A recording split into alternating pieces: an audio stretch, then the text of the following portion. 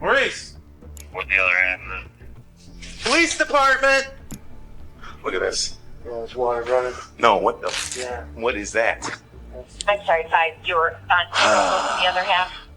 It began as a routine welfare check in a quiet Ohio neighborhood. But what officers discovered behind the locked door would haunt them forever. As soon as you got in the apartment, there was a giant pool of blood in the kitchen. Looked like somebody had been dragged through the apartment. Inside the home, they found a victim stabbed 13 times, dragged along blood-soaked floors, and they had just one clue, a single shoe print, which offered more questions than answers. This was going to be my last homicide case before I retired. And it was slipping through my fingers. Until one call flipped the entire investigation on its head. The only thing that he said, he thinks that he killed somebody. What the detectives uncovered next would shock the town and reveal a secret no one could have imagined. On August 6, 2017, a 911 call from Lakewood, Ohio, set events in motion surrounding 53-year-old Maurice K. Goins. 205 and 226. 5. Can you do a welfare check on the number 401? You're just going to check on Maurice Goins. He has not been seen or heard from in a week, saying he hadn't shown up to work. Officers from the Lakewood Police Department were dispatched immediately to conduct the said welfare check. It would be a simple welfare check, make sure everybody was okay, and go from there. Waiting for them was the man who had reported Maurice Goins missing, a friend named Morley. He was ready to lead them straight to Maurice's apartment. He called me every day.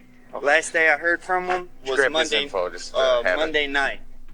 Was the last day. He lives in an apartment right here. That door right there, apartment 4. Come on over here. But yeah, hit this button right here. I've been ringing it. Number 4A? Yeah.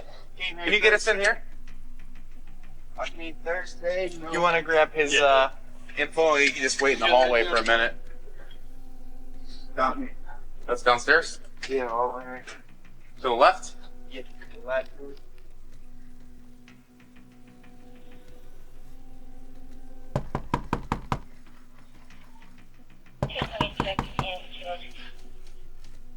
Maurice!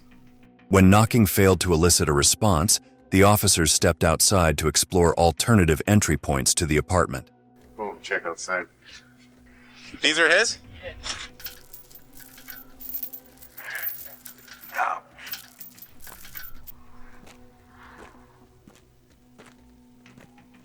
Hello?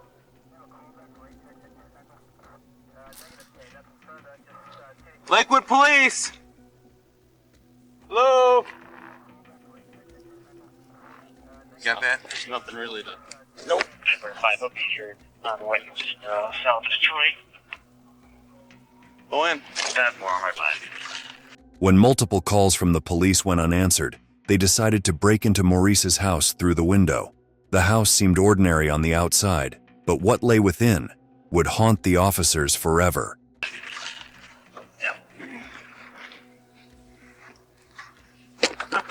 Die.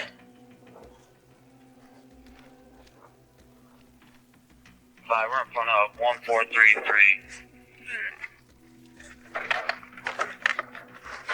What's the other end? Police department!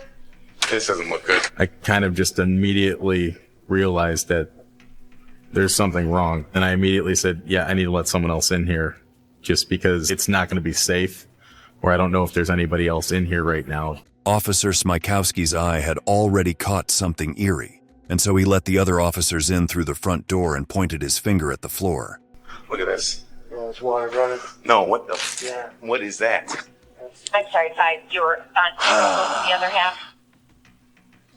Just be careful when Okay, you step. just here.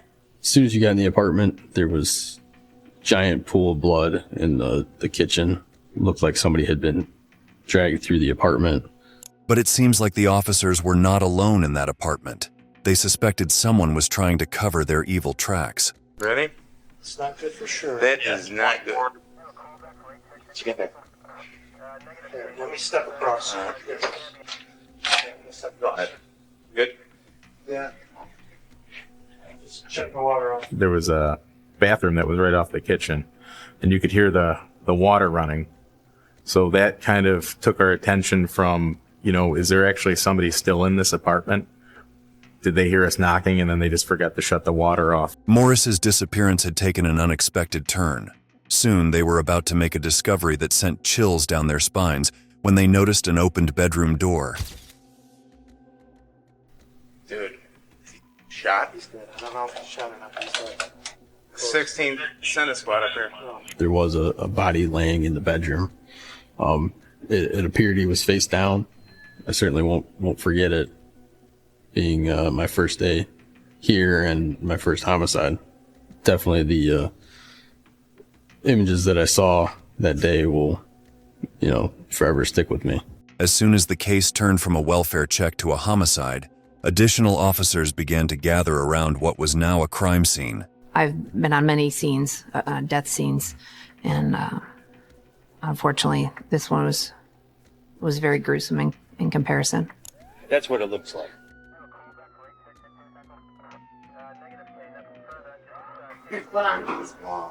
It was a particularly gruesome crime scene. There's quite a bit of blood in every area of the apartment. Come over here. You start seeing when I came down through here, I turned around, hopped down, I see this, and there was blood drag. We found a knife left next to the victim's head. It was obvious that he had been stabbed in the neck. I'm gonna do the end of the knife. Right. There were some puncture and incise wounds to the left side and front of his neck right here. During their search of the house, an ID card confirmed the identity of the victim. What's the first name? Maurice Goins. Yeah, Goins. Maurice had been murdered in one of the most sickening ways these officers had ever seen. The entire house was covered in blood. Maurice's body was found in the bedroom, but the even more gruesome scene in the living room looked like it was the place where he could have been brutally stabbed to death. Break this stuff down. It almost looks like this is how it was. I'm just saying, I don't think these pillows move, because you can see there's blood here and there's blood here, but there's no blood underneath this cushion beyond where this blood. Yeah, I think everything happened here. It appeared that the stabbing began or occurred on that sectional sofa because there was a large pool of blood there. And then there were drag marks indicating that the body was removed from the sofa and then dragged throughout the apartment into the other room. Amid this bloody catastrophe was hidden their first and most important clue that could solve the case right away. You can see footprints in there. Yes. There were numerous shoe prints left in the blood, and those all had a very distinct tread pattern on them, consistent with a Converse Chuck Taylor All-Star sneaker. Before the cops could find out why this happened and who was responsible, they had to find out who Maurice Goins was. They began to talk with the people who knew him. Last time that I had seen him, he had brought me a dinner. I had no idea that would have been the last conversation that I would have had with him. The investigators soon learned that Maurice was a friendly, well-liked man who had no shortage of friends. The real challenge, however, was identifying the one person who didn't share those friendly feelings for him. They needed answers that could only be given by those closest to him, starting with Morley. What kind of relationship you got with this guy? How do you know him? We used to work together many years ago. Because I don't work there anymore. I met him through there and we stayed constant. Like, we was friends, but like, we talked and everything like that on the phone and stuff. He used to go watch them play baseball and stuff like that. Okay. He was actually kind of fidgety, and he appeared almost nervous, or like you could see that he didn't seem settled. No reason someone would want to come over here and rob him, steal anything from him you can think of? I know he had a flat screen TV in the living room, I know that, and that's all I think he had, really. Morley was the person who had reported Maurice missing in the first place, but there was something in Morley's demeanor that smelled of deception and that did not sit well with Detective Smykowski. Even though there was no way to actually suspect him of committing this crime, we documented his shoes, the size of his shoes, photographed him, what he was wearing, and just made sure we documented what he had in the event something were to change where maybe now he became a suspect. While one team of police was investigating people around Maurice, another was analyzing and making strange discoveries at the crime scene. One of the most shocking and unexpected revelations at this time was nothing in the house except for a TV was missing. Okay, this TV, that seems to match this like stereo down here. It's a Panasonic TV remote, so I'm assuming your missing TV is a Panasonic. There was an RCA cable behind there. It almost looked like the suspect, when they stole the television, may have grabbed it by the cord and yanked very hard on that just to get it out of there quickly and left in a hurry. That television was probably one of the few things that could easily be stolen and sold quickly, either on the street or at a pawn shop or somewhere else, to get some quick money. The TV was stolen, yet there was a reason the police were not considering it a burglary. But the door was left dead bolted. You know, your typical burglar doesn't particularly care about locking up after themselves. So it seemed a little strange. The cops made a completely unrelated yet strange discovery when they found a red walking cane under the couch. This peculiar evidence seemed like a message to be decoded to identify the profile of the perpetrator. To analyze, the same detectives were back at their quarters. They began questioning Maurice's neighbors and friends in a more formal setting, but they didn't realize they were closing in on a breakthrough that would change everything. Just a shame that happens, you know? Yeah. It's sad. Yeah. This elderly woman was Maurice's neighbor who lived in the unit above his apartment, and as she did her chores that fateful morning, she witnessed something bizarre. And he was carrying that thing on. I guess they never gave it no thought. I just assumed the guy was selling it, you know? Right. So the guy that you saw, was it a white guy or a black guy? He was a white guy. Okay. You know, then you wonder, is there somebody in the building? You know?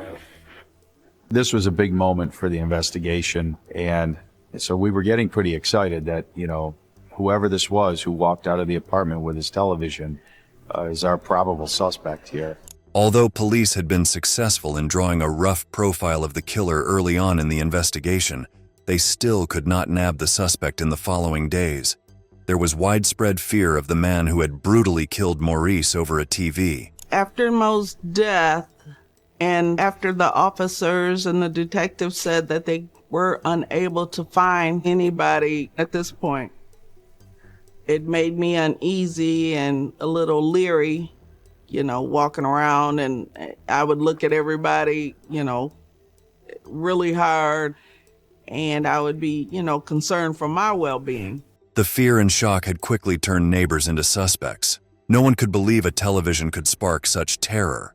The detectives zeroed in on a critical question. Where had the man gone with the stolen TV? In the meantime, the detectives got an intel from the same neighbor that the maintenance guy of the building could have something to do with this crime. So the guy that you saw, was it a white guy or a black guy? He was a white guy. Okay. The investigators weren't searching blindly anymore. They knew exactly where to dig. She had also claimed that the maintenance man for the building was in the laundry room right next to Maurice's apartment door. He was in there fixing the hot water tank. It wasn't long before this maintenance man found himself sitting in the interrogation chair. There you go. Just have a seat on the blue chair. I'll be right there on the ground. He remembered the morning. He remembered being there changing the hot water tank. We explained to him what the upstairs resident had told us.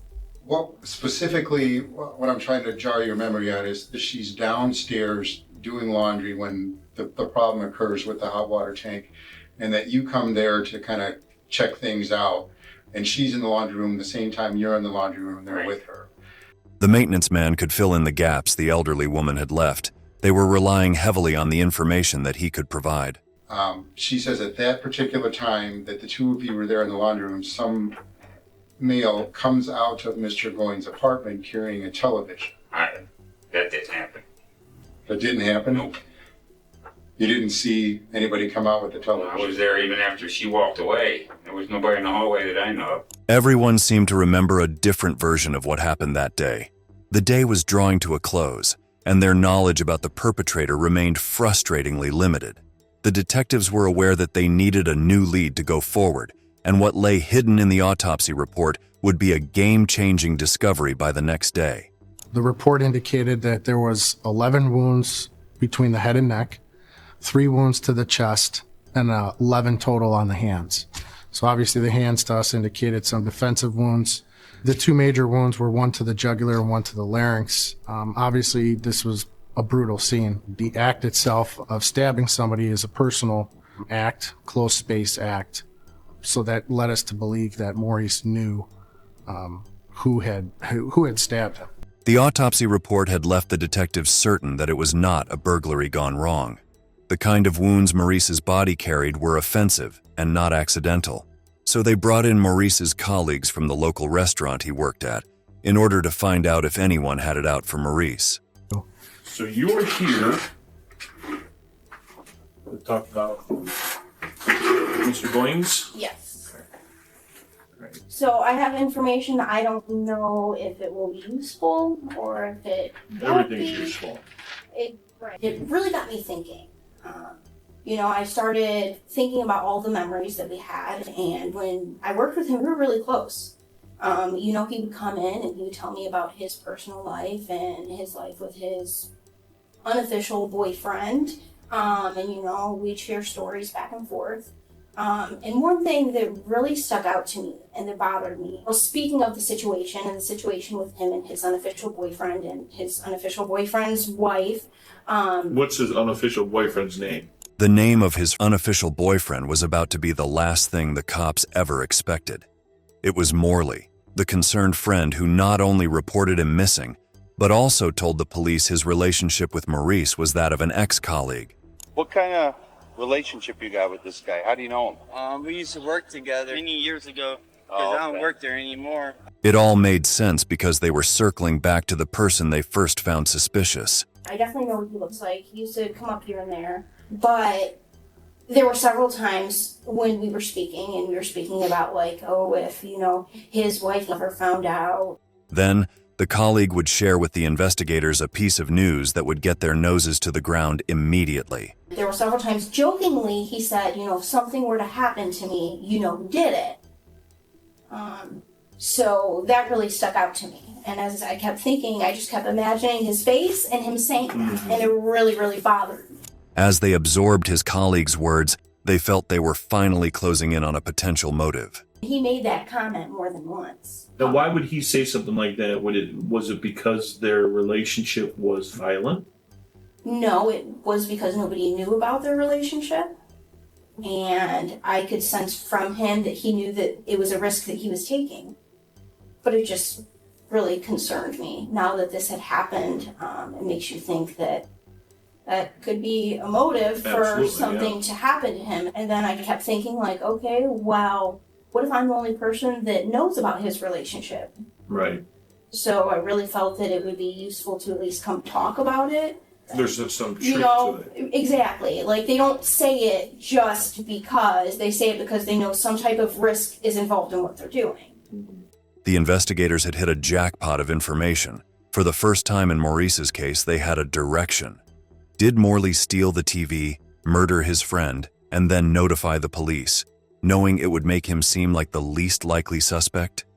Things were left out, and it was puzzling to us as to why you would leave something like that out. They seemed like they were important things that we should have known at the time. So we had this person that called in this welfare check come back for another interview.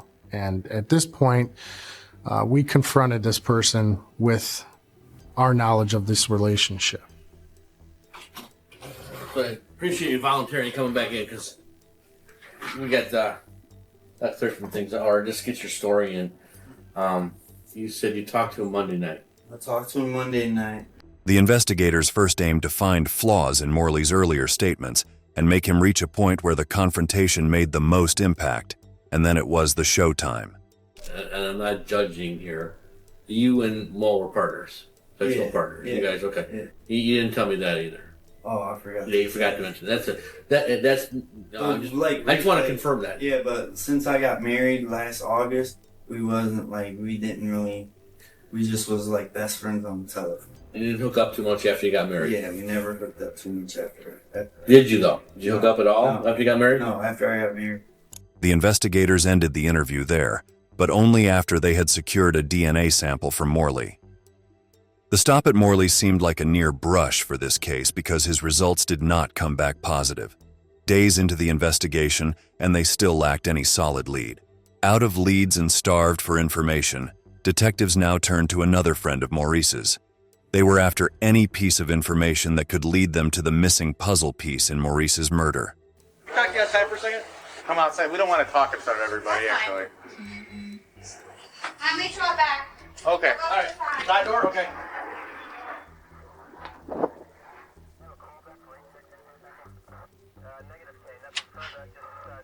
All right.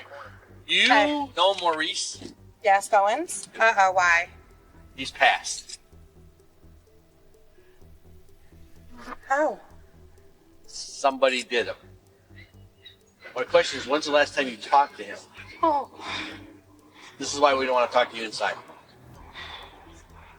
I haven't heard from him and I wondered why. Holy. The woman accompanied the investigators back to the station where she was to deliver any assisting information. But there was a catch. So this person came in to be interviewed, but unfortunately she was not able to make arrangements for childcare and ended up having to have her son with her during this interview, which made it a difficult interview and delicate interview given the types of questions that had to be asked regarding her knowledge of Maurice's personal life. We're shooting in the dark here so far. This is crazy. Yeah. So we're kind of still trying to figure things out. So maybe fill in some of the blanks, fill in some of the holes and some background and stuff. I'll tread lightly here because of the present company. Yeah. We have since learned that he had multiple friends. Yeah. Oh yeah, he was a multiple Okay. friend person. There was one, a dude in a truck. The name that stuck out to her was another friend of Maurice's. The only thing she remembered about this friend was his first name, Dan. So there's a name Dan that's out there, and we find out that they were going to have a candlelight vigil for Maurice. We basically staked out the vigil. We thought chances are pretty good that she might know who these other people are. And so the next day, the investigators brought the woman back to take a look at the vigil and identify not only Dan, but other participants as well. For all they knew, the killer could have been present at the vigil itself, under the mask of a grieving friend. Basically what I have is just a video of the vigil, and all we want you to do is just kind of, if you could just tell us who you know that's in the video kind of a thing.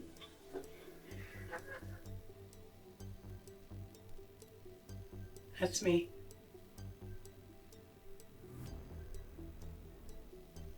That's your son, right? That's my son, yeah. He was a big part of his life. That is... There's a part where it zooms in, so we'll just go to that. Where are those two guys? That's his ex. They Who's were ex? together, Maurice's. Do you know when the last time they were, like, an item? It's been a while. So after showing the woman the video of the vigil, and she was able to identify everyone at the vigil, but when asked, she did not see Dan. So we concluded that this person just didn't attend the vigil. For a brief moment, it seemed like yet another setback in this challenging case, frustrating the officers and crushing the hopes of Maurice's friends. Mo wasn't aggressive at all. He was quite thin and frail. And I always teased him about it. I said, go make you a sandwich. Go eat a meal. He's like, I'm fine. I eat all the time. I said, I've never seen you eat anything. He was a very nice guy. I couldn't think of anybody that would want to harm him. But then, the investigators uncovered a detail that would prove to be a bombshell for the entire investigation. One of the people that we had not been able to talk with were upstairs neighbors of Maurice's. Guy's name just happened to be Dan. The jailer came in one morning and said, hey, weren't you trying to interview this Dan guy from up at the Madison murder? And I'm like, yeah. He goes, he's in jail. He's here on I think he was there on a contempt of court or whatever the case may be. The officers were about to stumble upon a chilling discovery. And then he tells me, and you're never going to guess what kind of shoes he has. And I'm like, let me guess. Sure enough, they were Chuck Taylor. The case had suddenly picked up speed because these were the very same shoes that were imprinted in Maurice's blood back at the crime scene. What happened next made Dan even more of a suspicious man. He refused to meet with the detectives and answer their questions. So I would bring in his girlfriend who lives in the apartment with him, and we talked to her. Are you aware of that something happened in the building? I know somebody died. Right. Do you know anything about that? No. I didn't even know it happened until I came home that day. What kind of shoes did he get arrested with this morning? Red Chucks. Although Dan's girlfriend was certain that neither she nor her boyfriend had ever even had a conversation with Maurice, investigators were sure they were finally on the right track because of how unlikely it was to find the killer's shoes on the feet of a person who was at a very close proximity to Maurice. But the forensic report would reveal something so shocking that their hopes would be shattered. Everybody's feet wear a shoe differently. When you walk through something and you leave a pattern behind, your pattern will be completely different than the exact same shoe that somebody else is wearing. And Dan was not the person who left the bloody footprints behind at Maurice's kitchen. Once again, the chances to find Maurice's killer were snatched away from the investigators. The hopelessness was catching up to them, and they feared the worst. They might never solve the case. This was going to be my last homicide case before I retired. And it was slipping through my fingers. For the next 10 months, Detective Miller chased leads that went nowhere. With retirement just around the corner, he faced the unsettling prospect of ending his career with an unsolved homicide. But then they would receive an unexpected and unlikely call that would change everything. I'm Detective Miller. I've talked to you on the phone. This is Detective Lianza, my partner. All right, nice to meet you. Detective Moran of the neighboring Cleveland Police Department had a confidential informant in the prison, someone who had information regarding Maurice's killing.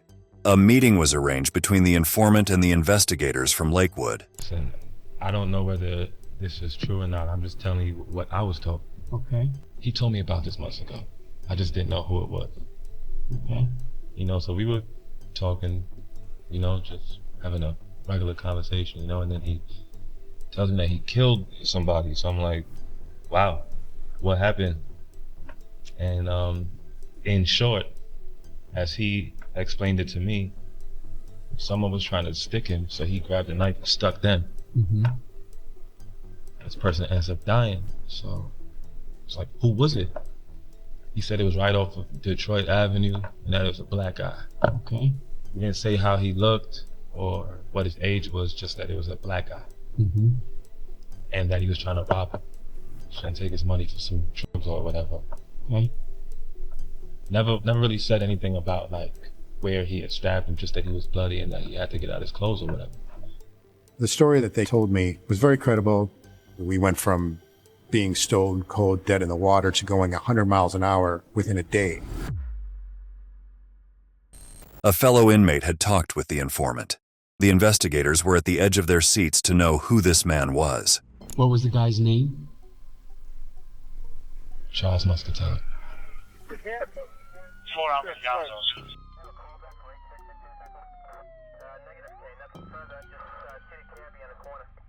I was astonished because I had literally just dealt with him on the street. I think it was a petty theft call at one of our businesses like 3 days prior. What's your last name? Hospital. How do you spell it? Hey guys. CAT. And your first name? Charles. I'm on probation. Let's see, you look familiar. We had dealt with Charles a few times. He was very mild-mannered during every one of those things. Not aggressive on the street with us at all, in any way, not just physical, but verbal, always compliant, never a problem. There was no indication whatsoever he was a violent person. Yeah, of course. Charles A. Muscatello was not an unfamiliar name. He was a frequent bother for the investigators and had been arrested often, but all for petty crimes. If this was their man in Maurice's case, he had taken a huge leap. Detectives were quick to find out the truth, and so Charles's estranged wife was soon warming the interrogation chair for any tips she could provide. Are you and Charles like legally married? Yes, Okay. we are legally married. You're just separated at the moment? Yeah, but not legally separated. That's fine. I mean, you're just not living together right now. Okay. At first, it looked like the relationship between Charles and his wife was still alive, even after the informal separation, and they might not get much.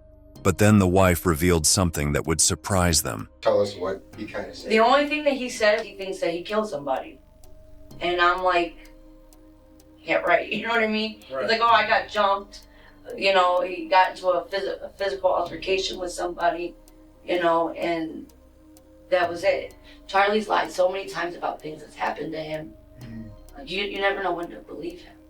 Basically, he just in passing said, oh, I might have killed somebody, but never any details. No. You know how many times he's said that before, and here in the end, ended up being a lie? Like, he would come home and, like, he sold our son's dog for drugs. He came home and said that somebody robbed him for that dog. I ended up finding out later on that he hurt himself just to make it look that way. Suddenly, Charles looked capable of far more than what the detectives had thought so at first. However, the wife lacked any solid information about Charles's involvement in Maurice's case, or whether he possessed the stolen TV. But when she brought up the object Charles carried, the detectives knew they were about to uncover something crucial, the very item found at the murder scene. People that we were, like, staying with kind of at that time, there was this old man, his name was George, and he used that cane on a daily basis. And for like a few days went by, and everybody's like, well, where's the cane at, Charlie? You know, somebody took the cane out of the house. And then hearing that he did have it, I mean, that's kind of messed up. All these cumulative things regarding Muscatello's lifestyle and the things that he was capable of, selling his son's dog and, you know, being a thief, I would not invite him over to my house. But that doesn't make him, you know, a violent criminal. The investigators had scraps of evidence, but nothing concrete. Bringing Charles in was a gamble, a make-or-break moment. With the clock ticking and no room for error, the interrogators knew they had one shot to crack him. Failure wasn't an option. Charles, I'm not trying to insult your intelligence, okay? But part the title in yellow. Will you read it out loud to me just so I know you know how to read English? Before we ask you any question, you must understand your rights. Okay, great. I'm going to read the rest of you. Just follow along with me, okay? You have the right to remain silent. Anything you say can be used against you in court. You have the right to talk to an attorney for advice before we ask you any questions, and to have an attorney present during any questioning. If you cannot afford an attorney, you will be appointed for any questioning if you wish. If you decide to answer questions at this time without an attorney present, you have the right to stop answering any time. You also have the right to stop answering any time until you talk to an attorney. Further, you have the right to have an attorney present during any questioning. You understand that? Yeah. Okay. Just write the word yes there and sign your name right there, please. You want something to drink? Like coffee if I have any, or water or something? Yeah, that'll be cool. What? You tell me. Coffee. Let me see if we If still not, I'll take water. The moment of truth had arrived, and the investigators were already building a rapport with their most solid suspect yet. Only one thing could be said for certain. There was no room for mistakes. I'm sure I'm going to tell you what this is about before you make up your decision whether you want to talk with it or not. Obviously, we want to talk to you. We have some questions, and a lot of what we talk about has to do with how we're proceeding with other people involved in this, including your wife. So the long and the short of why you are here. I'm gonna keep it real. You already know because I can tell by the way you're looking at me. You keep looking at me. No, I keep looking at both of you guys. I wasn't sure if he was ever going to talk about this case. I have a warrant for your arrest for murder.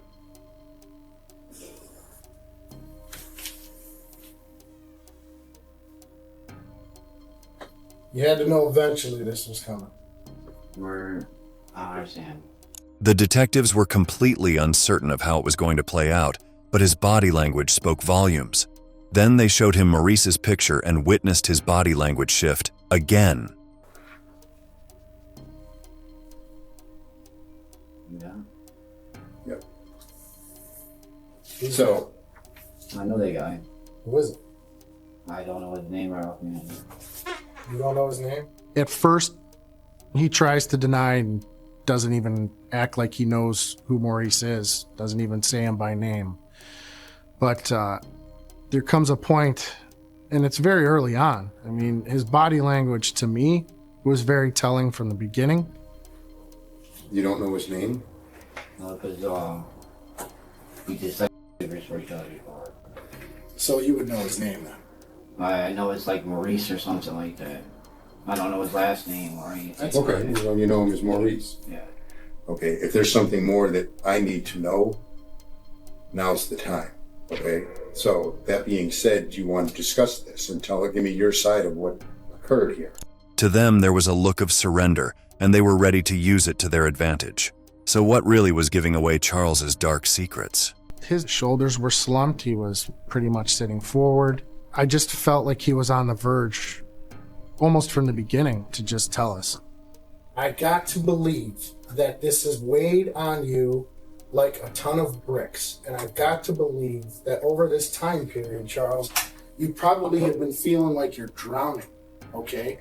Trying to get this off your chest. But the only way to do it is to now come clean about it. I could see it on your face.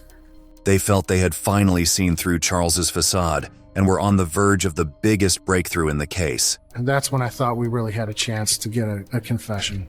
Understand something, Charles. You need to be truthful with us. What happened that night? I could see it on his face and in his body language, and that I could tell he's probably been drowning from, the guilt of what's happened. Let's start from the beginning. And then he fell right into the detective's interrogatory strategy. He invited me over. Okay. In what way? Explain, how did he invite you? He called you on the phone? Yes. Okay, so he invited you over? Yes, sir. And then you walked there? Yes. Okay, then what? At that point that I had leaned in, I knew he was going to tell us what happened. Then what? I wouldn't do the things he wanted to, so he regressed me. And then I tried to move away from him. And I just got scared, and he grabbed me, and then he tried to get me first. What do you mean he tried to get you? You gotta try to be as descriptive as you can. Okay, here's a steak knife. He got a steak knife, and he tried to get me with a steak knife, and I grabbed it away from him, and I went like this, and Where did you get him? Like right here. What happened after you got him there? And I had a drag him. I drove him off to the next room because I didn't know what to do. I was scared. The story that he gave was that of self-defense, something the detectives were certain it was not. However, there was a reason they would let him weave his story. At that point, because he was talking and we were still getting a good amount out of him as far as linking up all the pieces of evidence, I didn't challenge him too hard on that because, to me, it was already laughable to conclude that this was a self-defense issue. So you got him here? Yes, That's he kept trying to grab me, and I kept trying to push myself off of him. And then I grabbed him like this to push myself away from him. Did you stab him more than once? No, so I didn't. I grabbed him by his neck like this. You didn't stab him any more times than I went like time? this. In the course of Muscatello telling his version of what occurred, he claims that he stabbed him once in the throat, and I believe I asked him, "Are you sure you only stabbed him once?" He goes, "Well, I may have accidentally, came back across and got him across the neck." Well, Maurice's body had multiple stab wounds, multiple slices across his neck. His version of what he was telling us didn't match Maurice's body. However, the detective would go all the way into the Charles show, and they leaned in as they mentally sorted his truths from his lies. Did he just stop moving at that point? I don't know if he did or not. I just threw a sheet over him and I left. That's not the full story. What about your shoes? The shoes, they didn't have nothing on them. Are those the same shoes? No. What kind of shoes did you have? I had a pair of Converse on. Converse, like Chuck Taylor's? Yes. So nobody came over, you were there by yourself, there was nobody else in the apartment with you, it was just you and Maurice? Yes. There's something we still got to clear up. The TV. That one of the things I got. So sexual favors. I got a TV. So you walked out with the TV? Yes. The truth was that Charles's version of events lacked any clear motive, and from the police's perspective, they couldn't accept the self-defense's claim. However, without a solid motive, they were left with no choice but to press him further and focus on the inconsistencies in his story. How come you never came to tell us what happened? Did you just hope Well, that no one I ever had to found think out? that we were eventually going to know, because we just have to wait for the lab stuff to come back, you know? I know. We got the I cane. want to know CSI to know that. I'll be completely honest with you, Charles. I don't know where this is going to end up at the moment, okay? I watch enough of these stories to know where it's going to go. However, that was all the detectives had to make the strongest case against Charles. The question was whether it would hold in the court for what it truly was, the most brutal stabbing for a television set. Charles Muscatello was arrested and pleaded guilty to murder, aggravated burglary, and aggravated robbery. When his sentence came, it was a success for the investigative team who had worked hard to find justice for Maurice. In March 2019, he was sentenced to life in prison with the possibility of parole after 20 years, making him eligible for release in 2038. Charles is currently incarcerated at Trumbull Correctional Institution in Ohio. It was very satisfying, and I know it was very satisfying for Detective Miller because he knew he was going to be retiring. By the time Charles was sentenced, Detective Miller had retired, but he left knowing he'd solved his final case, proudly passing the baton to another officer who was involved in Maurice's case. I took his position in the detective bureau when he retired. And I know that this case was very important for him to solve. Those are things that happen in law enforcement that people don't realize how much it does mean to us. I'm glad that we were able to bring him justice. For Maurice's family to have closure, you know, his family lost him, but at least they can know that the person that was responsible for his death was brought to justice. Even years of Maurice's absence failed to wash out the memories that his friends held. Although the detective's end was satisfactory, his friends' was that of a mixed bag of regret and a final goodbye. If I had to use words to describe Maurice, he was nice, easygoing, friendly, cheerful. He was always smiling. If Maurice was in front of me now, I would say that if I had known what was going on, I would have did something to help you. You know, we are supposed to help each other. So that's what I feel we should do. And to tell him to gain a couple pounds so he wouldn't blow away in those heavy winds. As the officers had mentioned earlier in the case, Charles didn't seem like the type to commit such a brutal murder. Yet, when it came to interrogation, he broke down easily, further complicating their understanding of him. He did not look like an experienced killer, but then he did kill Maurice in the most heinous manner. Was it really for a TV set, or was there a hidden secret the investigators would never learn? Let us know in the comments section below. And if you found today's video interesting, please consider subscribing to our channel, hit that like button, and share our videos. Also, if you have any crime story that you would like us to cover, leave us a message in the comments section below.